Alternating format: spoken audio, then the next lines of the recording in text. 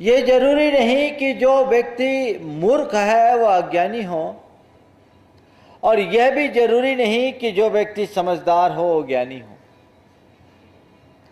कई बार ऐसा भी देखने में आता है कि समझदार लोग अज्ञानी होते हैं और जिन्हें हम मूर्ख मानते हैं वे भी बड़े ज्ञानी होते हैं। यहां जिस शब्द का प्रयोग किया गया है वह है अमूढ़ दृष्टित्व। मूढ़ से ज्ञानी होना। ज्ञानी वो है जिसे अपने जीवन की सही समझ है,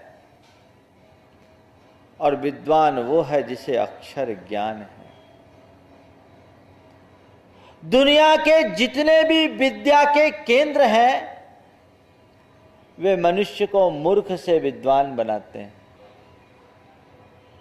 दुनिया के जितने भी विद्या के केंद्र हैं वे मनुष्य को मूर्ख से विद्वान बनाते हैं, पर सद्गुरु वे हैं जो व्यक्ति को मूढ़ से ज्ञानी बनाते हैं। संत कहते हैं ज्ञानी बनो, और ये ज्ञानीपना तुम्हारे भीतर तभी घटित होगा जब तुम्हारे अंदर की मूढ़ता खत्म होगी। उस मूढ़ता से मुक्त होने का उपाय होना चाहिए। सम्यक दृष्टि के अंदर वो मूढ़ता नहीं होती, क्योंकि जो सत्य की दृष्टि से युक्त होता है वो मूढ़ कभी हो ही नहीं सकता। जिसे अपने जीवन की सच्चाई का बोध हो जाता है उसके अंदर मूढ़ता नहीं होती। मैंने आपसे कहा कि निरक्षर व्यक्ति भी ज्ञानी हो सकता है और विद्वान व्यक्ति भी मूढ़। हमने पढ़ा है बड़े बड़े ऐसे ज्ञानी हुए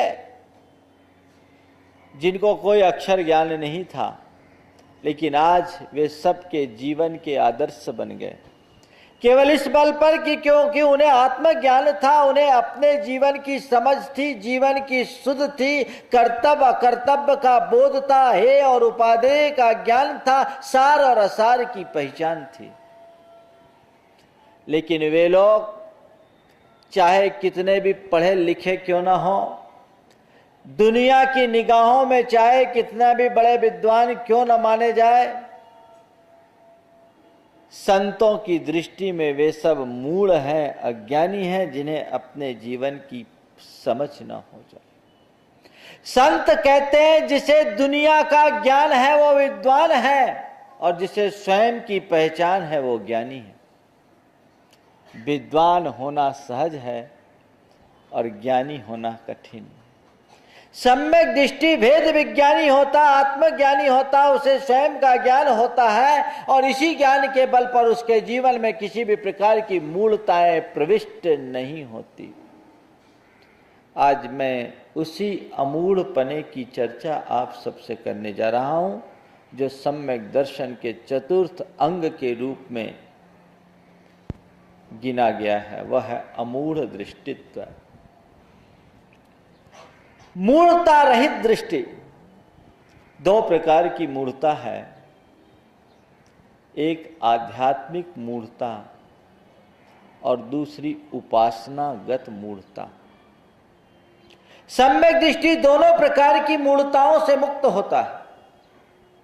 उसके जीवन में किसी प्रकार की आध्यात्मिक मूढ़ता भी नहीं होती, और वो अपनी धर्मोपासना में भी कोई मूढ़ प्रवृत्ति नहीं करता। सबसे पहले हम आध्यात्मिक मूढ़ता को समझें।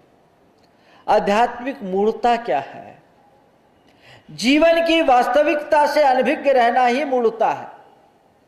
स्वपर के ज्ञान से शून्य होना ही आध्यात्मिक मूढ़ता है। पर पदार्थ में आत्म बुद्धि रखना ही आध्यात्मिक मूढ़ता है। आचार्य कुंद मनुष्य के मन में पलने वाली ऐसी मूढ़ता को रेखांकित करते हुए कहते हैं, अहमेदम एदमहम अहमेदस्येव हो मिमम एदम अन्नम जम परदब्बम सच्चित्ता चित्तमिशं वा आसिमं पुब्बमेदम अहमेदश्चा विपुव्व कालम्मि होहि रिपुनो विमज्जम अहमेदश्चा विहोस्सामि एदम तु असंभूतम आद वियप्पम करे दिसमूढ़ो भूधत्थम जानन्तो न करे दुदुतम असम्मूढ़ो। यह मैं हूं, यह मेरा है, चाहे वो चेतन हो अथवा अचेतन हो अथवा चेतन अचेतन से मिश्रित कोई पर द्रव्य हो।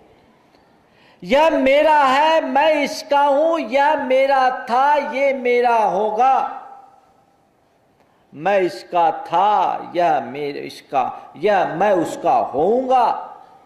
इस प्रकार का जो मानसिक विकल्प है,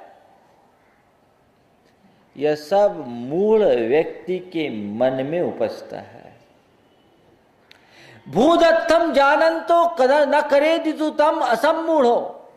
जो भूतार्थ को, जो सत्य को, जो वास्तविकता को, जो जीवन की सच्चाई को जानता है, वो ऐसे विकल्प से मुक्त रहता है और वही अमूढ़ है। संत कहते हैं इस सच्चाई को समझो।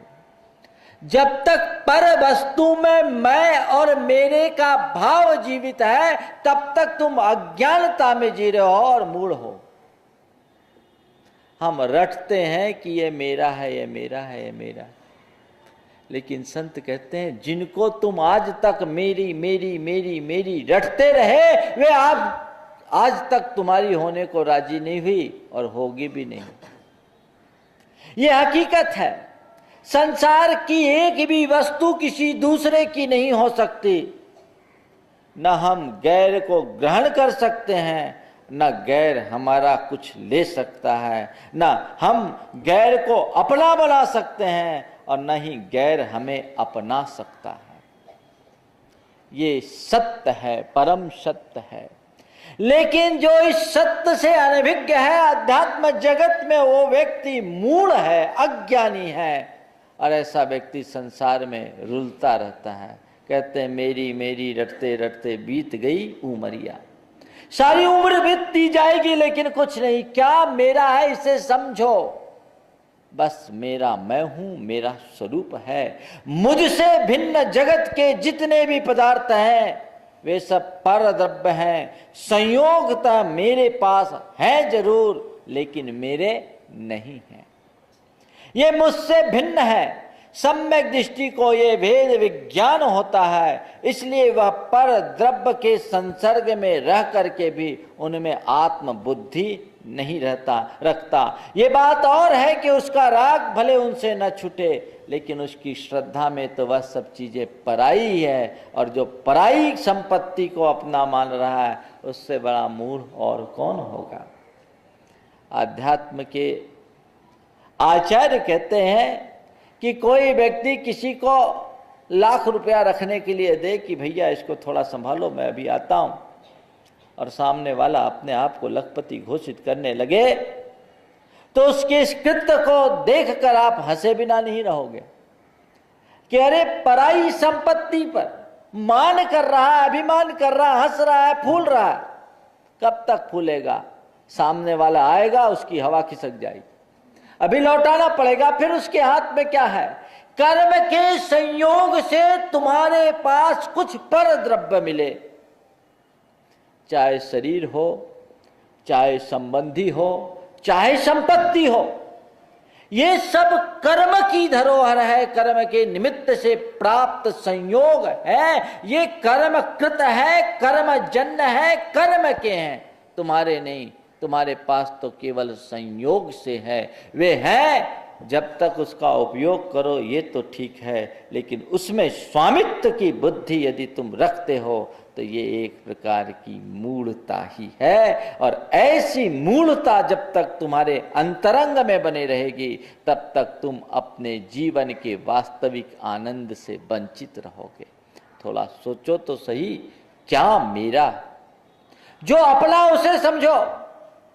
ये मकान मेरा है, ठीक, तुम कहते हो तुम्हारा मकान है। तुमसे पहले तुम्हारे पिता कहते थे कि मेरा मकान है, उससे पहले तुम्हारे दादा कहते थे कि मेरा मकान है। न तुम्हारे दादा आज हैं, न तुम्हारे पिता आज हैं, अभी तुम उस मकान में रह रहे हो, कल तुम्हारा बेटा कहेगा ये मकान मेरा है, और परसों तुम्हारा पोता कहेगा ये मकान मेरा है। लेकिन दादा भी चले गए, पिता भी चले गए, तुम भी चले जाओगे, बेटा भी चले जाएगा और पोता भी चला जाएगा, मकान जहां के तहां खड़ा रहेगा। फिर किसको कहें कि ये मकान मेरा है? ये उपचार है। इस अज्ञानता को जो दूर कर लेता है, जो इस अज्ञानता से मुक्त होता है, वही अमूढ़ दृष्टि का धनी वास्तविक सम्यक दृष्टि होता है।